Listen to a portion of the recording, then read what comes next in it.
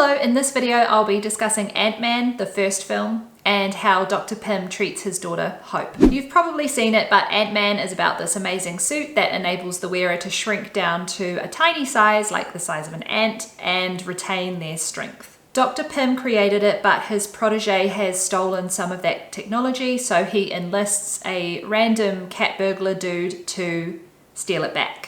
Pym's daughter, Hope, meanwhile, knows the ins and outs of the situation, is incredibly physically capable, and wants to do the job herself. Let's just pause for a moment and acknowledge that yes, in subsequent films, Hope does become the Wasp, but I just want to focus on this particular film for this video.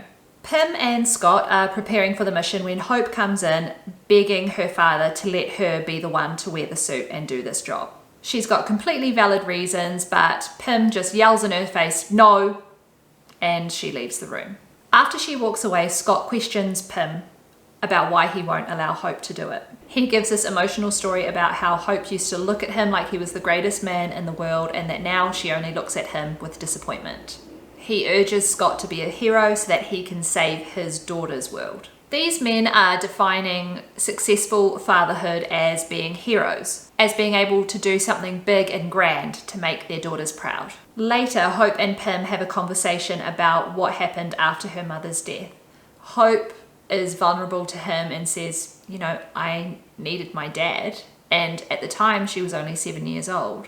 She was grieving her mother's death as a tiny, tiny child, and she needed her dad. But Pym disappeared into his work, failing to support her through a really traumatic event. Like I said in my previous video about the TV series Extraordinary, which I'll link after this, rather than Pym going off and being a hero, he should have just been there for his daughter. Being a good father or partner or general just man or even woman in the world means acknowledging hard emotional experiences and being vulnerable enough to work through them with people.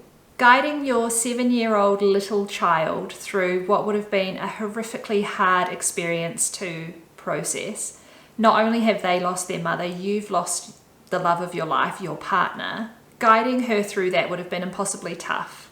But running away from that challenge and expecting your child to still love you the same way years later is, quite frankly, callous and short-sighted. Pym is all sad about Hope being disappointed in him for so many years, and yet they haven't been able to talk about that time or tried to repair anything in their relationship in probably over 20 years. It's outrageous. To rub salt in the wound, Pym opens up to Scott, the stranger, about the real reason Hope's mother is dead and why he won't allow Hope to wear the suit.